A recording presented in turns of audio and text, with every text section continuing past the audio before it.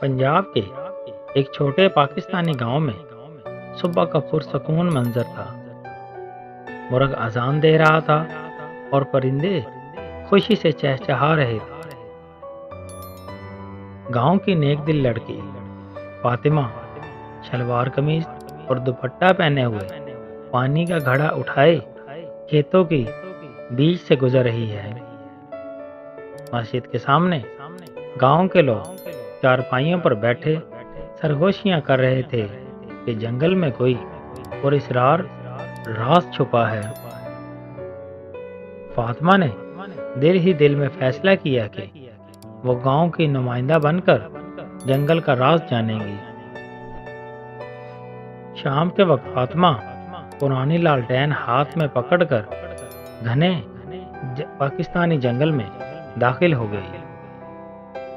People اور بیری کے درختوں کے بیچ سنسان راستہ تھا اور فضا میں ایک عجیب سا سکوت چھایا ہوا تھا۔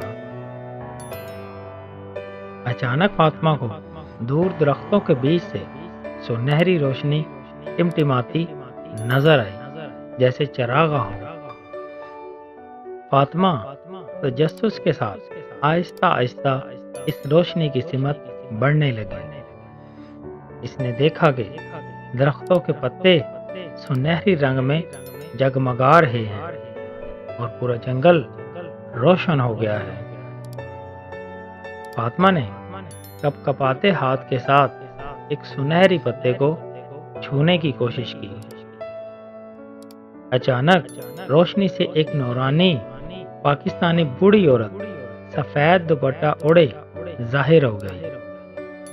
بوڑھی عورت نے نرمی سے کہا، یہ درخت ہمیشہ لالچی لوگوں سے چھپ جاتے ہیں۔ فاطمہ نے عاجزی سے جواب دیا، میں ایک پاکستانی لڑکی ہوں، لالچ کے لیے نہیں آئی، صرف جاننا چاہتی تھی۔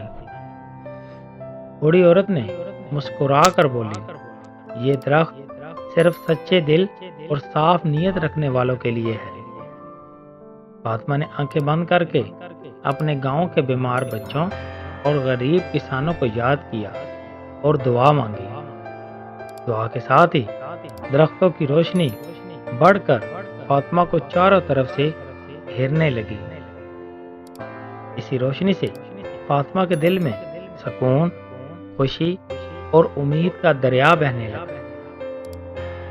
اگلی صبح فاطمہ اپنے گاؤں واپس آئی اور سب کو سنہری درختوں کا راز بتایا۔ گاؤں کے لوگ ایک دوسرے کے ساتھ مہربانی کرنے لگے اور حق کو چھوڑ کر غریبوں کی مدد کرنے لگے۔ کہانی کے آخر میں جنگل کے سنہری درخت اب بھی جگمگا رہے تھے، مگر انہیں صرف نیک دل لوگ ہی دیکھ سکتے تھے۔ لوگوں، اگر آپ کو ہماری یہ کہانی اچھی لگی ہو تو ہمارے چینل کو لازمی سبسکرائب کیجیے گا۔